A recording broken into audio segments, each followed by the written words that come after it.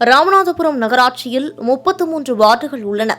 குடியிருப்புகளில் இருந்து வெளியேறும் கழிவுநீரை அகற்ற ராமநாதபுரம் முழுவதும் பாதாள சாக்கடை திட்டம் செயல்படுத்தப்பட்டு வருகிறது. பெரிய கருப்பன் நகர், காதர் பள்ளிவாசல் தெரு, கேணிக்கரை செட்டிய தெரு, வடக்கு தெரு, இளங்கோவடிகள் தெரு போன்ற இடங்களில் பாதாள சாக்கடையில் உடைப்பு ஏற்பட்டு கழிவுநீர் வெளியேறி வருகிறது. இதேபோன்று கோட்டைமேடு பகுதியிலும் பாதாள சாக்கடை திட்டம் முறையாக செயல்படுத்தப்படாததால் பொதுமக்கள் அவதியடைந்து வருகின்றனர். கழிவுநீர் பல மாதங்களாக தேங்கியிருப்பதால் சாலைகள் பாம்பு, கரப்பான் போன்ற விஷ ஜந்துக்களின் வாழ்விடமாக மாறியுள்ளது.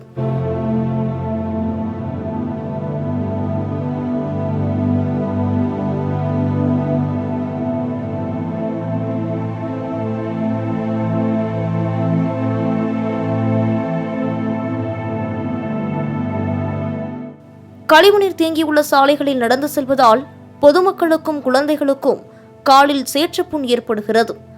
கழிவுநீர் திறந்த வெளியில் இருப்பதால் கோட்டைமேடு பகுதியில் கொசுக்கள் உற்பத்தி அதிகரித்து டெங்கு, மலேரியா போன்ற காய்ச்சல் பாதிப்பும் அதிகரித்து வருகிறது. சகித்துக் கொள்ள முடியாத அளவுக்கு துர்நாற்றம் வீசுவதால் வெளியே வர முடியாமல் வீட்டிலேயே முடங்கி உள்ளனர் கோட்டைமேடு பகுதி மக்கள். 3 வருடங்களாக இப்பிரச்சினை தொடர்ந்து வருவதாக கூறும் குடியிருப்பு வாசிகள் புகார் அளித்தால் ராமநாதபுரம் நகராட்சி நிர்வாகம் தற்காலிகமாக மட்டும் கழிவுநீரை அகற்றுவதாக குற்றம் சாட்டுகின்றனர். தினமும் ஏதாவது ஒரு பிள்ளை இந்த சாக்கடையில விழுந்து எந்திரிச்சுதான் போறாங்க. ரொம்ப சிரமமா இருக்கு சார். கிட்டத்தட்ட 3 வருஷமா அந்த பிரச்சனை இருக்கு எங்களுக்கு. வீட்டு கதவே திறக்க முடியல. வீட்டுக்குள்ளேயேதான் ஒரு சிறை வாழ்க்கை மாதிரிதான் வாழ்ந்துகிட்டு இருக்கோம் நாங்க. ரொம்ப சிரமமா இருக்கு சார்.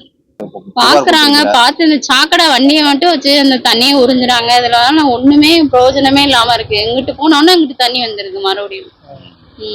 கொசு ஃபுல்லா நைட் எல்லாம் தூங்கவே முடியல. கொசு ஃபுல்லா கடிச்சிட்டு பிள்ளைகளுக்கு மாறி மாறி காய்ச்சல்.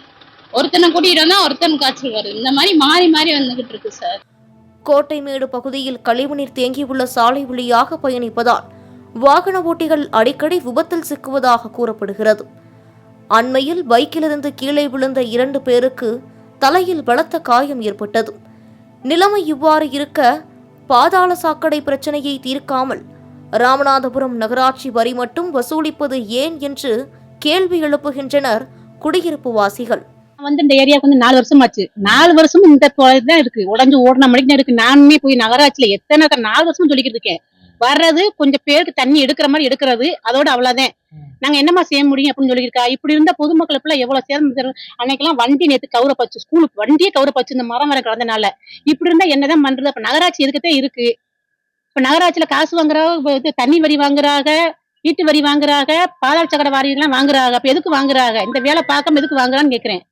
பாதாள சாக்கடை திட்டத்தில் ஏற்பட்டுள்ள குறைபாடுகளை சரி செய்ய ராமநாதபுரம் நகராட்சி நடவடிக்கை எடுக்குமா என்பதை பொறுத்திருந்துதான் பார்க்க வேண்டும்.